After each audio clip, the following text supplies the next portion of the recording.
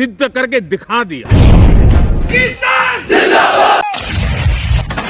উত্তেজনা এখনো কমেনি। এর মধ্যেই এবার পাকিস্তান সীমান্তে সামরিক মহড়া শুরু করছে ভারত। রুশ গণমাধ্যম আরটি বলছে, বুধবার থেকে রাজস্থানের পাকিস্তান সীমান্তে মহড়ায় নামবে ভারতের বিমান বাহিনী। যুদ্ধের 2 মাসের মাথায় এই মহড়াকে অবশ্য নিয়মিত সামরিক কর্মসূচি বলেই জানাচ্ছে ভারত। 3 দিনের এই সামরিক মহড়ায় নিজেদের আকাশ শক্তির প্রদর্শন করবে ভারতীয় বাহিনী। বুধবার থেকে শুরু হয়ে মহড়া চলবে শুক্রবার পর্যন্ত।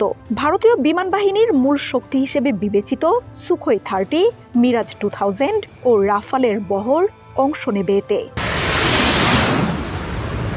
যুদ্ধবিমান ছাড়াও আকাশ প্রতিরক্ষার নিখুঁত ব্যবহারের মহড়াও চালানো হবে। যুদ্ধ পরিস্থিতির মতোই বেসরকারি বিমান চলাচল বন্ধ করে খালি রাখা হবে আকাশপথ। ঝালাই করা হবে জটিল কারিগরি সব দিক। বাহিনীর রাত্রিকালীন যুদ্ধের দক্ষতা বাড়ানোর দিকটিও গুরুত্ব পাবে এই মহড়ায়। গেল এপ্রিলে ভারত নিয়ন্ত্রিত কাশ্মীরের পেহেলগামে সন্ত্রাসী হামলায় অন্তত 26 পর্যটক নিহত হন। এই ঘটনায় পাকিস্তানকে দায় দেয় ভারত। সে সময় পাল্টাপাল্টি মহড়াও চালায় দেশ দুটি। সবশেষ মে মাসের প্রথম সপ্তাহে ভারত পাকিস্তান সরাসরি জড়ায় সামরিক সংঘাতে। পাকিস্তান ভূখণ্ডে অপারেশন সিঁদুর পরিচালনা করে ভারতীয় বাহিনী। জবাবে পাল্টা আক্রমণ চালায় পাকিস্তানও।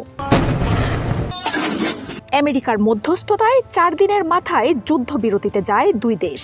তবে যুদ্ধ ছাপিয়ে আন্তর্জাতিক অঙ্গনে আলোচনার ঝড় তোলে ভারতের যুদ্ধ বিমান ধ্বংসের খবর। ফরাসি রাফাল সহ ভারতের অন্তত 5টি যুদ্ধবিমান ধ্বংসের দাবি করে পাকিস্তান, যা স্বীকার করে ভারতও। তবে এর সঠিক সংখ্যা জানায়নি দিল্লি। যুদ্ধবিরতি চললেও ভারত পাকিস্তান উত্তেজনায় এখনো ভাটা পড়েনি। 2 দেশের সরকারেও চলছে বাকযুদ্ধ। এমন পরিস্থিতিতে পাকিস্তান সীমান্তে নতুন করে এই মহড়া 2 দেশের উত্তেজনার পারদ আরও বাড়াবে বলেই ধারণা করা হচ্ছে। মার্জিয়া উপমা, ওয়ান নিউজ।